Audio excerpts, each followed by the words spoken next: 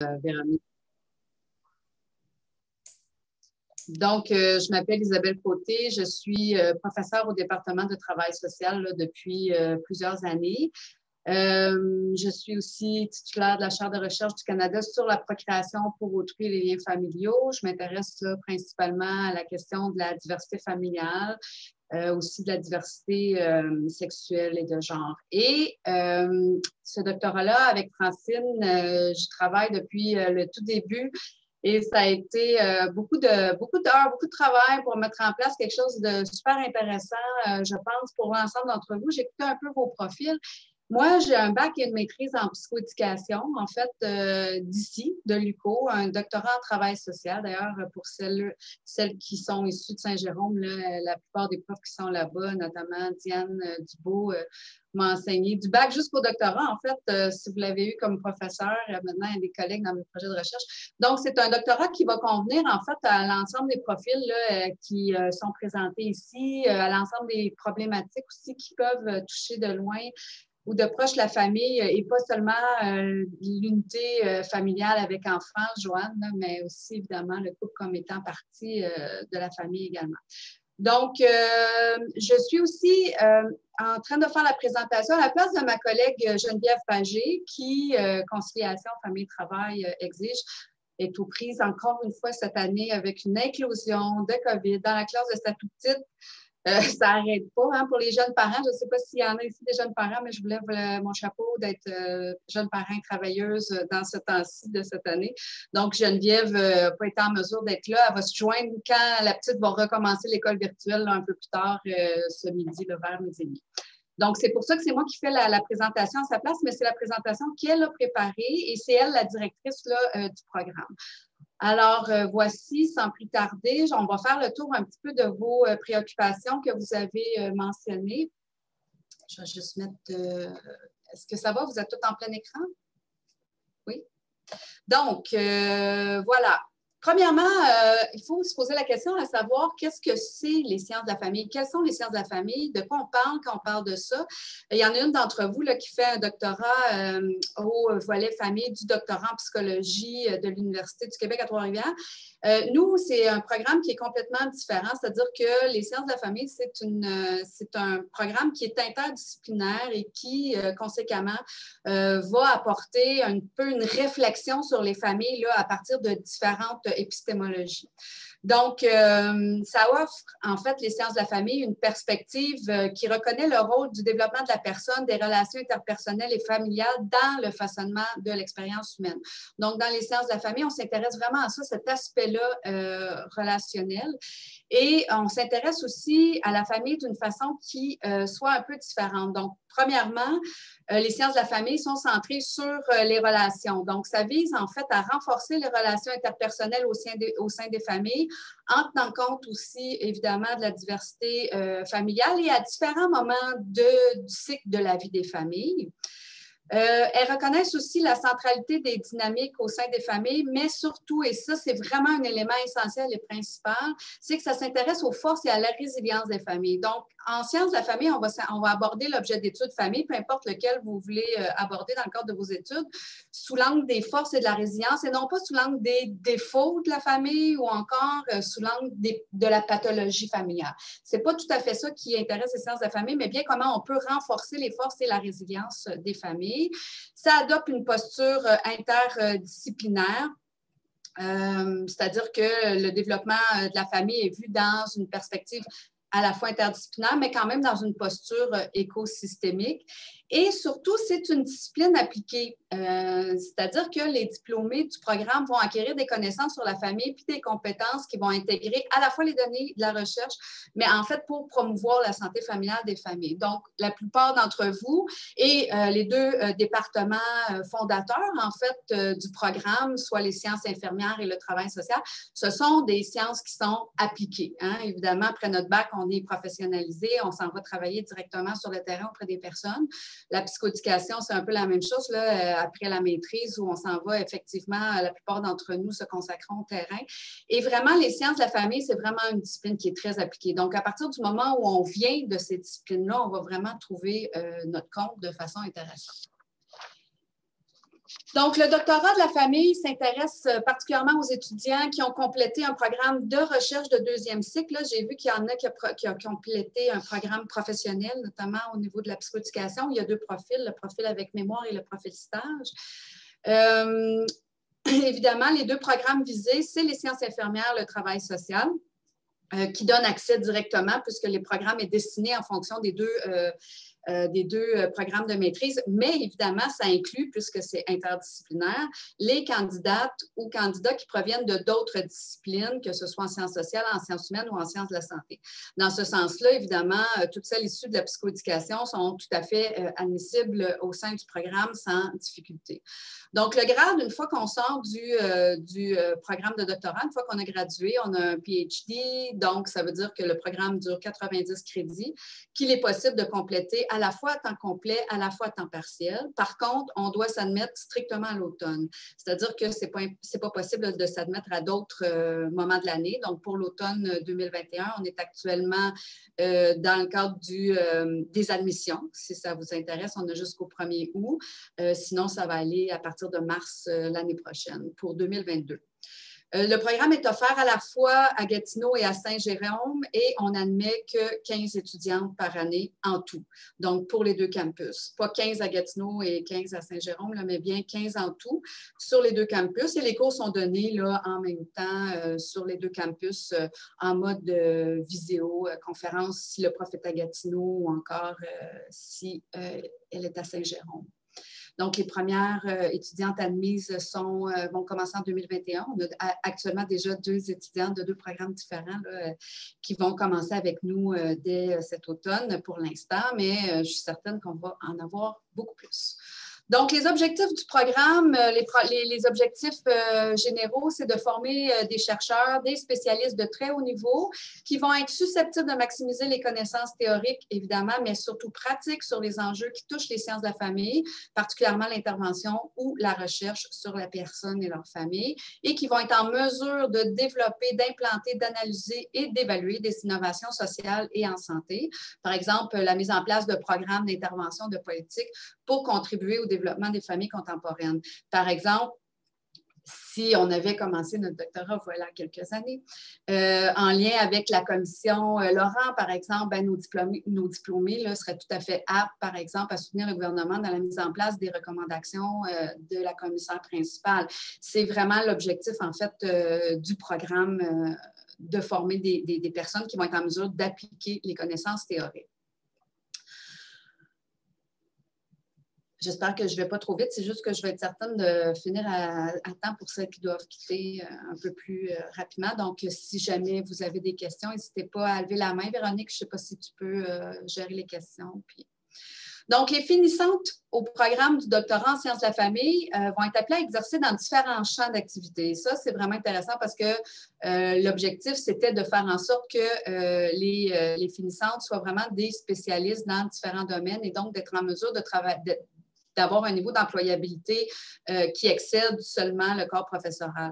Donc, ils vont être appelés à exercer des analyses minutieuses de situations, par exemple familiales complexes, à développer des nouveaux créneaux en recherche, évidemment, dans le champ des sciences de la famille, à offrir du soutien aux équipes professionnelles cliniques, que ce soit en recherche, que ce soit aux équipes professionnelles, que ce soit en clinique ou en recherche, pardon, sur des phénomènes familiaux actuels. Ils vont être appelés aussi à porter des regards novateurs en suivant les trajectoires des familles contemporaines, à valoriser la création, la collaboration, le développement des politiques familiales issues de différents ministères, à contribuer au développement de formations adaptées aux sciences de la famille pour différents secteurs d'enseignement et d'éducation et de valoriser l'élaboration de programmes d'intervention pour soutenir les familles qui vivent des situations plutôt complexes. Être sûr que je dis tout. Donc, qui seront, une fois qu'on aura tout être en mesure de faire ça, qui seront susceptibles d'embaucher nos étudiantes? Évidemment, on ne visait pas que les établissements d'enseignement supérieur pour des postes de professeurs à l'université ou au collège, quoique évidemment, c'est une débouchée importante. C'est une débouchée aussi intéressante. J'ai commencé par la fin, l'établissement d'enseignement, parce qu'avec un doctorat en sciences de la famille, ce que ça nous permet d'avoir, c'est aussi un diplôme qui nous permet de par exemple, rechercher un poste dans différents programmes, donc dans différents secteurs d'activité, pas strictement en travail social, par exemple, ou en psychoéducation, mais même si on gradue de là, puis on a une formation initiale en psychoéducation, on pourrait, par exemple, être professeur en travail social, en sciences sociales, dans différents secteurs qui offrent, en fait, une composante familiale importante.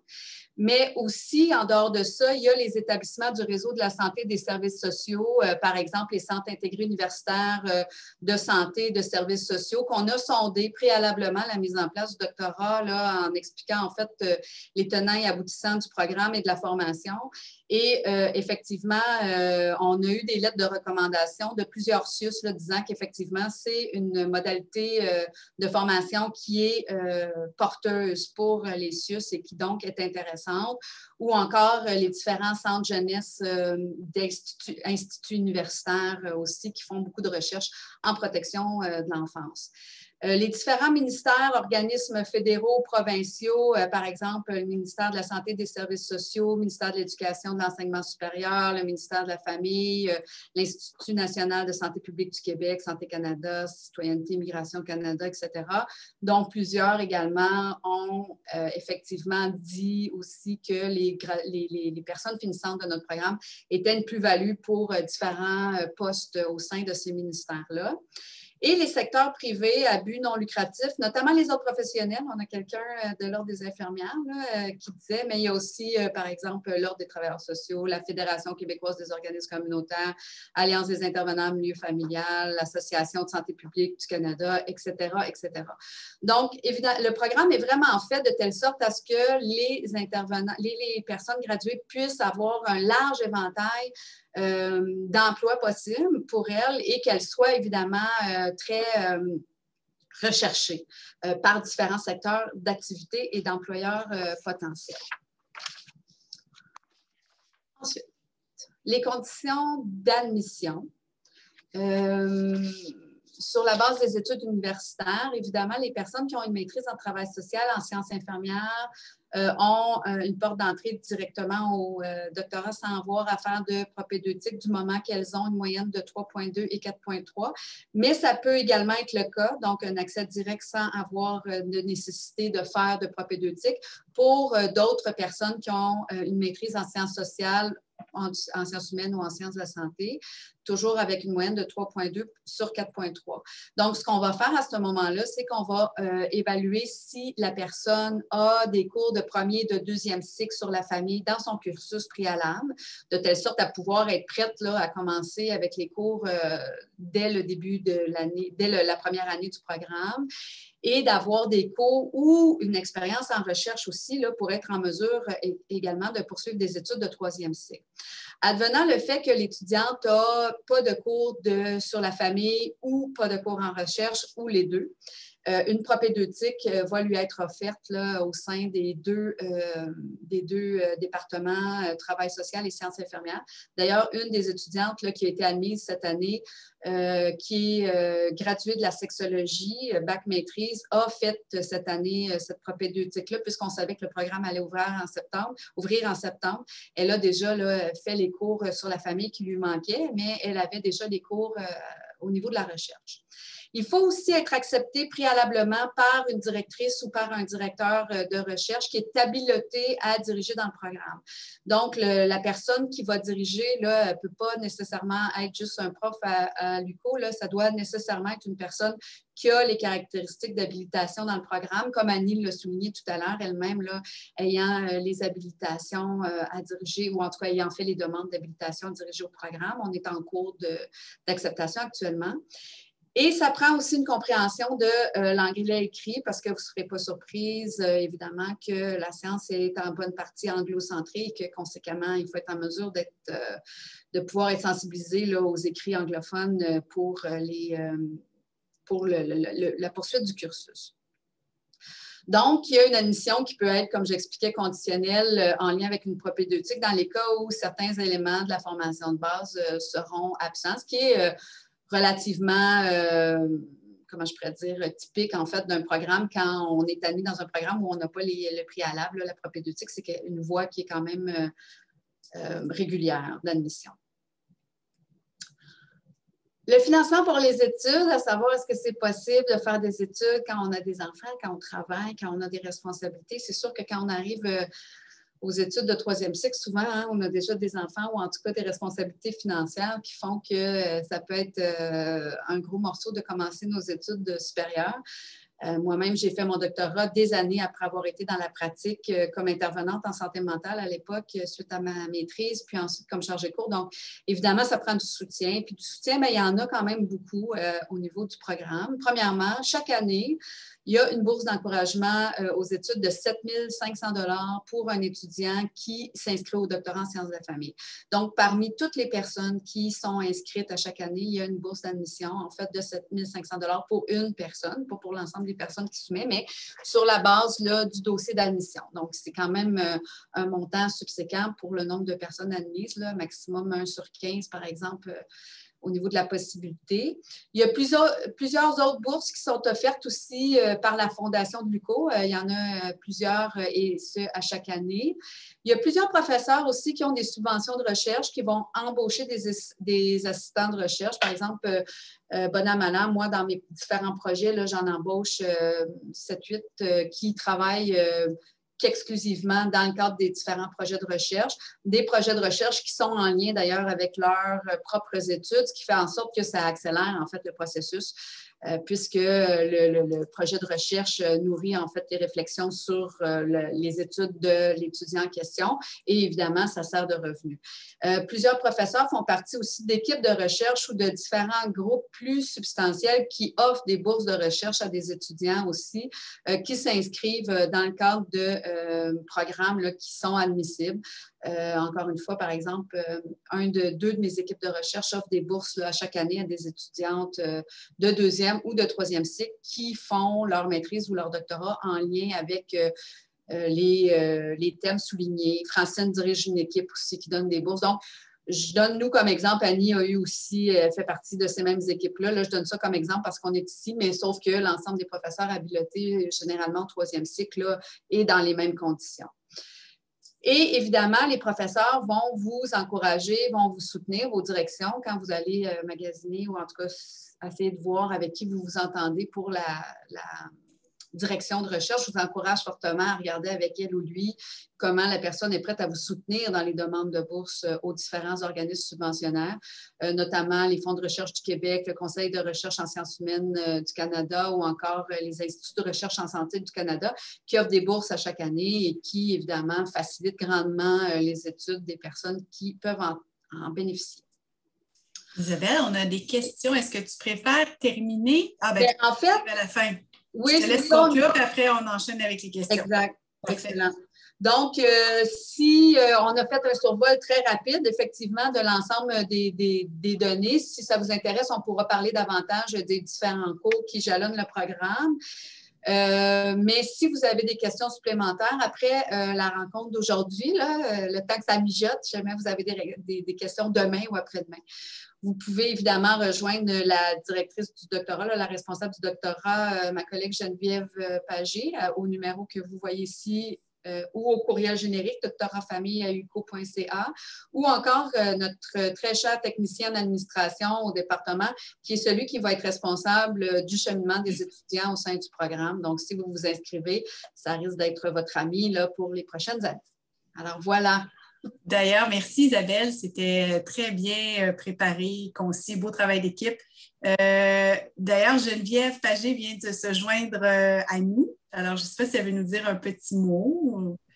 Oui, bien bonjour. Merci beaucoup Isabelle d'avoir rempli la mission de présenter le doctorat alors que je ne pouvais malheureusement pas me joindre plus tôt, là. Mais ça va me faire plaisir de répondre aux questions s'il y en a. Eh bien oui, on en a d'ailleurs une ici dans la zone clavardage. Est-ce que le doctorat donne accès au titre TCF ou couvre les exigences du règlement pour l'obtention du titre? En fait, non. Dans le TCF, dans le sens de j'imagine, thérapeute conjugal et familial, pour l'ordre des travailleurs sociaux et thérapeutes conjugaux et familiaux, c'est ça? Oui, exactement. Le doctorat comme tel, non. C'est-à-dire que, et là, je suis plus au courant de ce qui est nécessaire pour devenir travailleur social. au niveau des thérapeutes conjugaux et familiaux, là, je ne sais pas, Isabelle, si tu as... Non, en fait, il n'y a pas un nombre d'heures de supervision clinique prescrit, par exemple, avec une clientèle qui permet d'avoir accès. Parce qu'en fait,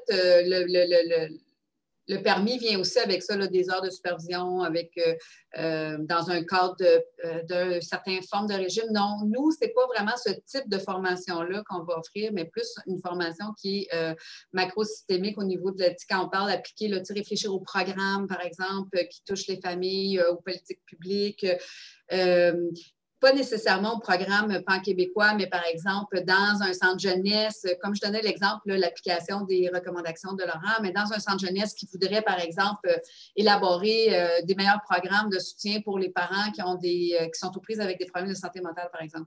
Et bon, ben, dans un cadre de doctorat comme le nôtre, là, ça rendrait tout à fait habilité au développement de programmes de cet ordre-là. Mais il n'y a pas de formation individualisée sur de la supervision clinique auprès des familles, par exemple. Excellent. Il y a Jacinthe aussi qui aurait une question, qui a la main levée. Oui, bien, je suis désolée, moi, je dois quitter. Je veux juste savoir, j'ai vu en début de séance que c'était enregistré. Est-ce qu'on va avoir accès à cet enregistrement-là pour reprendre ce que j'aurais manqué? Tout à fait. On va vous faire parvenir toutes les personnes qui s'étaient inscrites à cette rencontre-là. On va vous faire parvenir le lien pour y accéder. C'est sur notre site Internet. Vous allez pouvoir le trouver là, d'ici quelques jours, le temps qu'on fasse un petit montage puis qu'on l'intègre. Puis vous pouvez le retrouver avec Webinaire UCO, mais on va vous envoyer le lien pour que ce soit le plus rapide possible. Mais c'est très gentil. Merci. Je suis désolée, je dois quitter. Merci de votre participation. Merci d'être venu, Merci. Merci.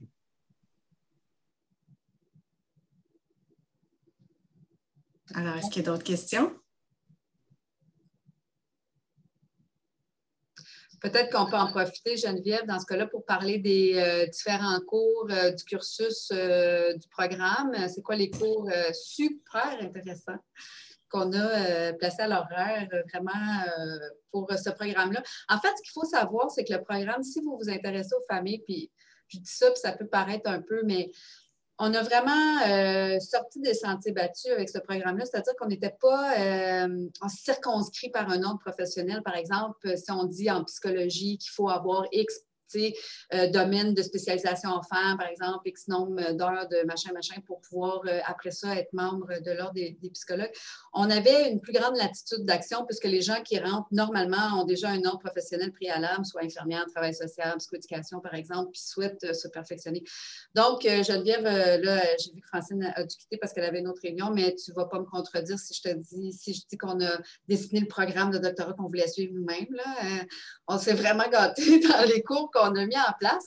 Et donc, le cursus est donné en binôme avec 2 professeurs. Chaque cours est donné en binôme avec 2 professeurs. Par exemple, je vais enseigner le cours d'épistémologie, des enjeux, en fait, épistémologiques autour de la famille, avec une collègue des sciences infirmières. Donc, ça permet d'avoir 2 perspectives là, différentes pour le même enjeu. Donc, si on parle de la famille sur tel angle, on a 2 perspectives complètement différentes. Éventuellement, ça pourrait être d'autres professeurs de d'autres secteurs.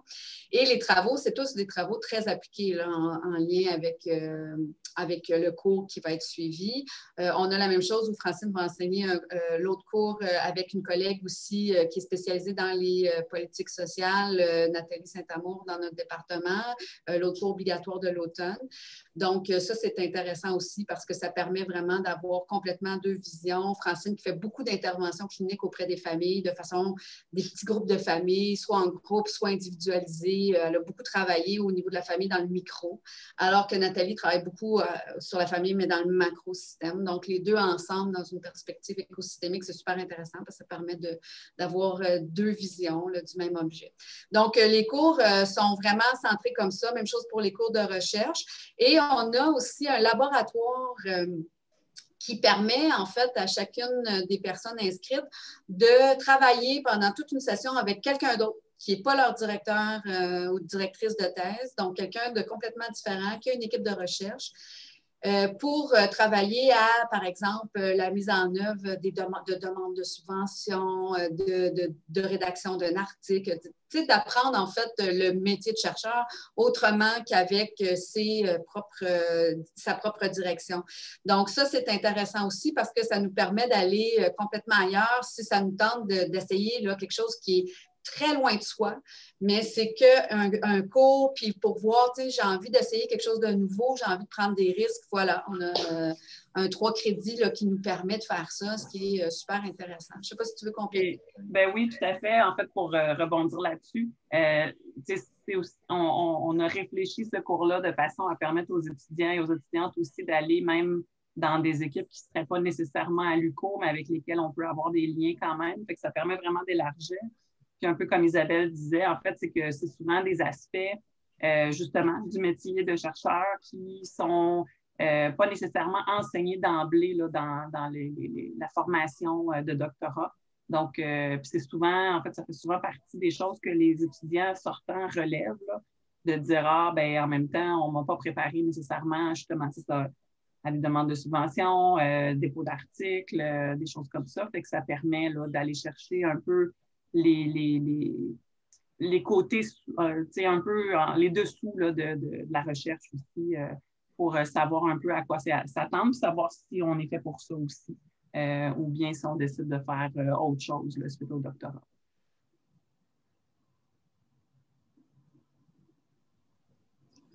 Est-ce qu'il y a d'autres questions, commentaires? Moi, j'aurais une question. Oui. Vous avez mentionné les cours en vidéoconférence. Est-ce que c'est pour tout le programme ou c'est certains cours qui vont être en vidéoconférence? En fait, ce que ça veut... Ah, ben, vas-y. Ouais, c'est correct. En fait, c'est ça. Certains cours pourront... En fait, l'idée, c'est qu'on admet les étudiants sur les 2 campus, donc à Gatineau et à Saint-Jérôme. Par contre, les cours ne seront pas dédoublés, c'est-à-dire que les étudiants des 2 campus vont suivre les mêmes cours. Donc, nécessairement, oui, il y a une composante vidéoconférence qui doit pouvoir être offerte, mais ça ne veut pas dire que tous les cours vont tous être en Zoom, par exemple, et que tous les profs et étudiants seront en Zoom.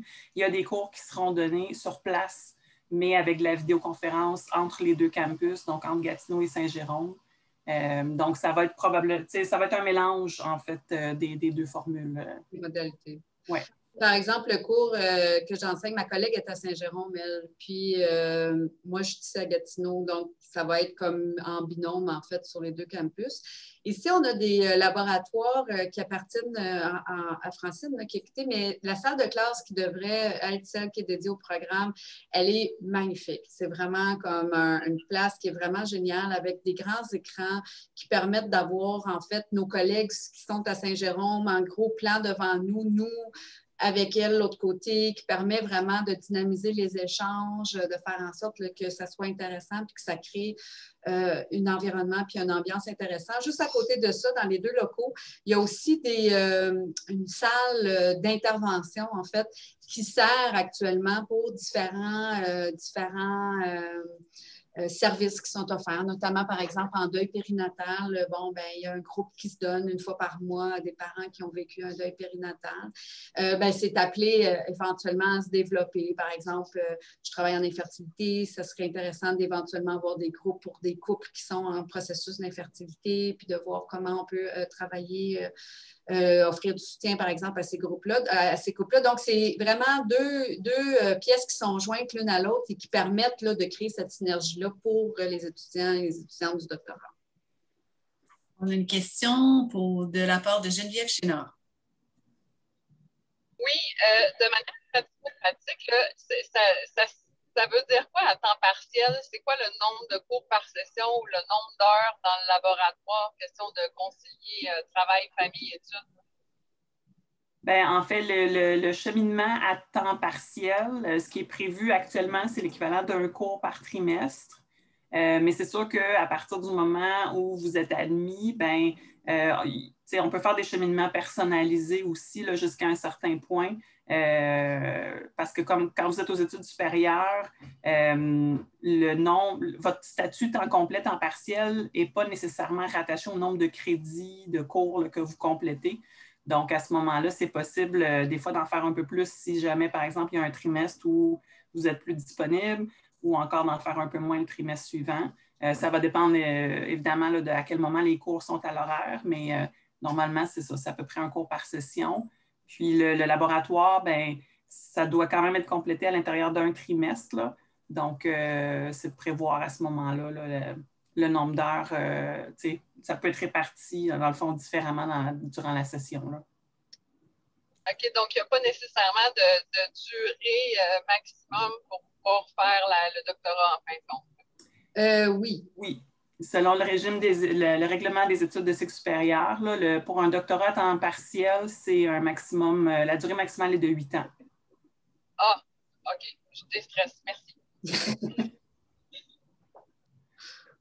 8 ans, là, on parle du dépôt de la thèse aussi. Hein? On ne parle oui. pas de la scolarité, là, on parle du dépôt de la thèse. Pas de problème. Le processus complet, évidemment, oui. On a une question de Mylène Barbe. Oui, tantôt, vous avez parlé là, que vous avez fait un peu explorer là, la reconnaissance du programme, entre autres dans les CIUS ou je pense dans certains ministères, tout ça. Est-ce qu'au niveau aussi, vu que c'est un nouveau programme de doctorat, j'avais la question, mais en tout cas, je la repose, mais est-ce que ça va être reconnu aussi au travers d'autres universités au Québec aussi? Est-ce qu'ils ont reconnu dans d'autres facultés si la reconnaissance du programme, dans le fond? Je ne sais pas, tu pourras compléter peut-être, Isabelle, mais à ma connaissance, quand on affiche, par exemple, des postes de professeurs là, dans différents départements, c'est sûr que souvent, il y a certaines disciplines qui pourront être identifiées à la base, mais il y a toujours l'option d'autres domaines connexes, faisant en sorte là, que, en tout cas, à mon humble avis, je ne pense pas que ça soit un frein à l'embauche, le fait que ce soit un nouveau programme puis que ce soit une nouvelle discipline, si on veut, là, au Québec. Je pense qu'au contraire, là, dans la mesure où il y a des postes qui seraient affichés avec une tendance famille, bien, je pense que ça va être très intéressant là, de pouvoir embaucher des professeurs qui sont formés en sciences de la famille à ce moment-là.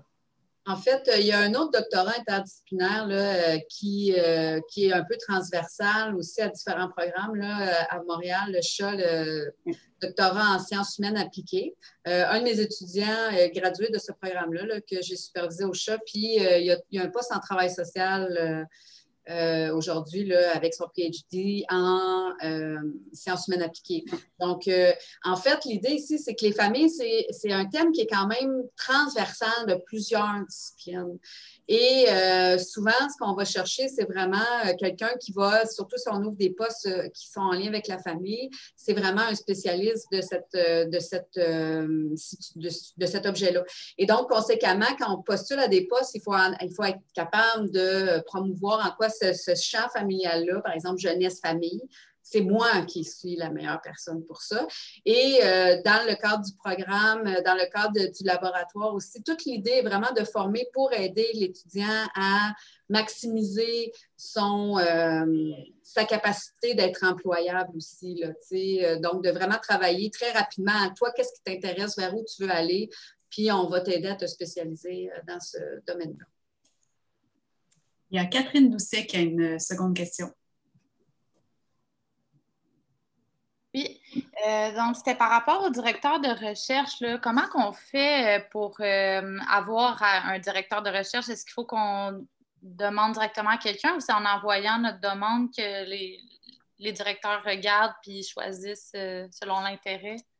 Vous devez faire des démarches, dans le fond, préalables à votre demande d'admission parce que vous allez voir, là, parmi les documents qui sont demandés pour l'admission, on doit avoir signé là, un formulaire avec la personne ou les personnes, s'il y a une codirection, qui accepte là, de vous diriger si vous êtes admis au programme. Dans le fond, ce n'est pas un contrat de mariage là, nécessairement. Une fois que vous êtes dans le programme, des fois, ça peut arriver là, pour toutes sortes de raisons qu'on finit par choisir de travailler avec quelqu'un d'autre. Mais pour l'admission, on vous demande là, d'avoir identifié au préalable une direction et une codirection si pertinent. Là. Merci.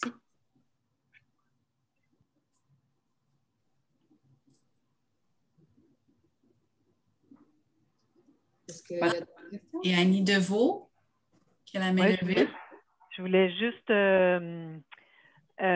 demander si vous avez réfléchi à ce que les étudiants doivent faire pour faire une démarche auprès des profs, parce que moi, je sais que quand quelqu'un me demande d'être sa directrice, je demande toujours à faire un court résumé là, du projet que l'étudiante veut faire, de manière à ce que je puisse voir, de un, est-ce que je suis pertinente dans ce projet-là, puis de deux, est-ce que l'étudiante a quand même commencé à réfléchir, voir un peu l'état de ses réflexions? Est-ce que les étudiants doivent faire quelque chose de semblable? On n'a pas nécessairement un protocole prescrit, c'est-à-dire que je pense que, évidemment, dans la mesure où les étudiants intéressés au programme approchent des professeurs, je pense que c'est pas mal coutume, là, au moins, de minimalement rencontrer l'étudiant pour justement avoir cette discussion-là de bon, ben, sur quoi tu veux travailler, quelle est ton expérience, tu t'en viens faire quoi, tout ça, pour voir aussi si ça clique, là. Mais à ce moment-là, mais c'est ça, nous, je pense que c'est libre à l'étudiant ou à l'étudiante à ce moment-là là, de voir la démarche, puis au professeur aussi. Là, chacun peut avoir sa façon aussi de fonctionner là, pour déterminer s'ils sont intéressés à diriger ou non un étudiant. Là. Il y a Mylène qui demande est-ce qu'une co-direction pourrait être envisagée avec un professeur d'une autre université? Oui, c'est possible. Dans le fond, les règles à l'UQO, puis comme dans la plupart des autres universités, une personne qui co-dirige, mais qui serait d'une autre université, doit en fait faire une demande d'habilitation à la co-direction. Donc, nous, on a établi quand même un certain nombre de critères aussi en fonction là, des politiques qu'on a à l'UQO, mais en termes, par exemple, de formation, en termes d'expérience d'encadrement aussi et tout ça. Fait que dans la mesure où cet autre professeur-là, qui vient d'une autre université, rencontre les critères d'habilitation, ben c'est ça, peut faire une demande, puis à partir du moment où c'est accepté, peut tout à fait co-diriger un étudiant dans le programme. Audrey a une question. Oui, bonjour, merci pour la présentation. Ma question, elle était un peu plus pratico-pratique. Je souhaitais savoir, je consultais l'horaire des cours, puis, mais Mme Côté, vous parliez un peu des 2 cours qui seraient offerts à la session automne. Je voulais savoir si les horaires avaient été déterminés, puis si c'était possible de s'inscrire. Sinon, j'ai noté le nom de M. Garnier que je vais contacter, mais c'était ça ma question là, de mon côté. Oui, en temps normal, oui, les horaires seraient à l'affiche, mais comme c'est un nouveau programme et qu'on a eu la réponse le 30 mars qu'on allait ouvrir en septembre, bien là, on est dans ces démarches-là actuellement. Donc, les cours qui doivent être mis à l'horaire, ça, oui, ont été déterminés, mais il me reste effectivement à voir avec les professeurs qui vont enseigner là, comment on organise l'horaire pour cette première fois, puis on se réajustera les prochaines années aux besoins. C'est sûr que pour les prochaines sessions, vous aurez les horaires à l'avance, mais là, pour l'instant, ce n'est pas déterminé. Parfait. Donc, ça devrait être déterminé au cours de l'été pour savoir le moment. Là, oui, assez rapidement, en fait, là, parce qu'effectivement, au fur et à mesure là, qu'on va se mettre à admettre des étudiants, ben, vous allez devoir vous inscrire. Donc, vous avez besoin de l'horaire pour vous inscrire. OK. Bon, bien, super. Puis, c'est bien M. Garnier que je dois contacter pour effectuer l'inscription lorsque ce sera possible. C'est ça. Oui. OK. Bon, bien, super. Merci beaucoup. Peut-être rappeler que les gens qui sont intéressés à s'inscrire pour le trimestre d'automne, ils ont jusqu'au 5 août, hein, si je ne me trompe pas. Oui, effectivement. Puis, si vous regardez dans la zone de clavardage en bas, là, mon collègue Guillaume a mis différents liens, notamment là, pour l'admission et tout ça. Est-ce qu'il y avait peut-être, il y en a, je ne sais pas s'il y en a qui doivent quitter pour retourner à des cours ou retourner, avoir le temps de prendre une bouchée avant de repartir, mais il y a peut-être une dernière question. J'ai peut-être une suggestion à faire. Par contre, si vous avez, par exemple, une idée, vous voulez, parce que là, on est un peu tard quand même, là, on est à la fin mai, puis vous dites, ah, ben moi, j'aimerais m'inscrire, puis là, c'est à peu près ça mon thème, mais je ne connais pas les professeurs en travail social, sciences infirmières, les professeurs habilités. pour dégager, Geneviève, moi, ça me ferait plaisir là, de vous orienter vers mes collègues aptes à diriger en disant, bien, il y a ces personnes-là, plusieurs personnes, parce que l'idéal, quand on choisit une direction, c'est pas un mariage, mais c'est quand même une relation intense pendant 5 ans. T'sais. Fait que c'est souvent ce qui fait la différence entre on a bien du fun pendant 5 ans dans notre processus, malgré la souffrance que des fois ça peut être quand c'est le temps d'écrire et qu'il fait beau dehors. Mais entre ça puis que c'est pas le fun. C'est vraiment la direction qui fait tout le changement. Moi, j'ai adoré faire ma maîtrise puis mon doctorat, j'avais un directeur puis une directrice à chacun des programmes que j'ai adoré, avec qui j'écris encore, puis avec qui j'ai des contacts, vraiment. Ça fait toute une différence, ça. Donc, je vous encourage à aller magasiner, à en rencontrer 1, 2, 3, puis à regarder c'est quoi, toi, ta façon de diriger, comment tu diriges, d'exprimer vos besoins. Moi, j'ai ces besoins-là, c'est de même que j'aime ça. Est-ce que toi, t'es comme... Puis là, de faire le choix en fonction de ça, c'est vraiment important. Des fois, on a l'impression que on n'a pas trop de choix de direction, mais c'est pas si vrai que ça. Si on va voir les gens et on les rencontre, puis n'hésitez pas à dire, moi, je fais ça avec les gens qui m'abordent, là, ben voici mes étudiants, puis vous pouvez leur écrire, là, puis leur demander comment je dirige, vous allez voir. Et c'est pas rare qu'ils vont écrire à certains de mes étudiants pour vérifier. Donc, n'hésitez pas non plus à demander, je peux savoir de tes étudiants, puis les contacter pour voir, puis tout ça. Juste pour voir si ça fait bien. Mais en attendant, si jamais vous voulez vous inscrire en septembre, parce que je suis certaine que vous ne voulez pas manquer cette opportunité exceptionnelle pour votre carrière. Puis, tu sais, vous seriez la première cohorte, hein, puis vous savez comment on dit, hein, on n'oublie jamais notre première fois. Donc, vous voulez absolument être là. Et si jamais vous voulez avoir une idée de qui dirige quel type d'objet ou de recherche, n'hésitez pas à m'écrire, puis je vais vous référer mes collègues là, en fonction de vos intérêts là, dans les 2 départements.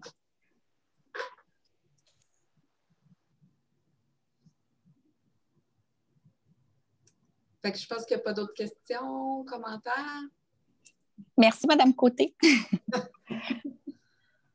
Merci beaucoup, Isabelle. Merci beaucoup, Geneviève. Puis, entre-temps, là, je pense que vous avez dû prendre en note comment joindre les personnes clés là, pour pouvoir continuer parce que vous allez peut-être avoir des réflexions qui vont surgir suite à cette rencontre. Donc, n'hésitez pas à nous écrire. Si jamais vous oubliez quoi que ce soit, vous pouvez nous écrire à l'équipe de recrutement questions avec un S à commercial.uco.ca, puis on peut vous guider vers les bonnes personnes. Puis voilà, sinon, on vous dit qu'on vous envoie le lien vers le webinaire au besoin pour écouter des portions. Puis on vous remercie beaucoup de votre participation, puis au plaisir peut-être de vous voir à l'automne pour la rentrée au doctorat en sciences de la famille.